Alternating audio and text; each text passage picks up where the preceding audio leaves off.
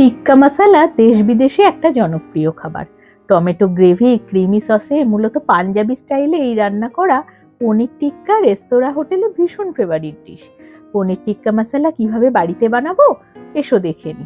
প্রথমে একটা মিক্সিং বোলে 2 চামচ টক দই, 2 চামচ আদা রসুন বাটা, 2 চামচ বেসন, 1 চামচ হলুদ, 1.5 চামচ কাশ্মীরি লঙ্কার গুঁড়ো, 1/2 চামচ জিরে গুঁড়ো আর 1/2 চামচ গোলমরিচ গুঁড়ো, 1/2 চামচ গরম মশলা গুঁড়ো, একটু কসুরি মেথি আর পরিমাণ মতো নুন নিয়েছি। এবার একটা পাত্রে একটু সর্ষের তেল গরম করে বোলে ঢেলে সবটা ভালো করে মিক্স করে নিয়েছি।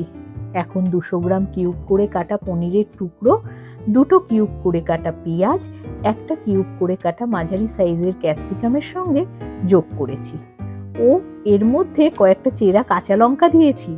এভাবে পাত্রটা ঢাকা দিয়ে প্রায় 15 মিনিট রেখেছি।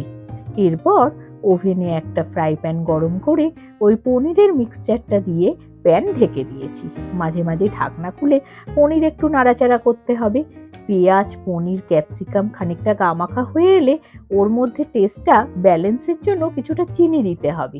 এবার একটা কড়াইয়ে আর একটু সর্ষের তেল গরম করে জিরে ফোড়ন দিয়ে মিক্সিং জারে পেস্ট করা একটা পেঁয়াজ ও একটা টমেটো পেস্ট এর মধ্যে দিতে হবে।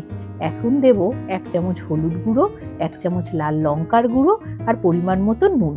ভালোভাবে কষিয়ে নিয়ে যোগ করব একটু জল।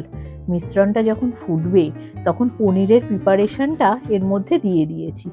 গ্রেভি ঘন হয়ে এলে ওভেন অফ করে খানিকক্ষণ স্ট্যান্ডিং টাইমে রেখে দিলেই হয়ে যাবে পনির টিক্কা মশলা, আর খেতে লাজবাব।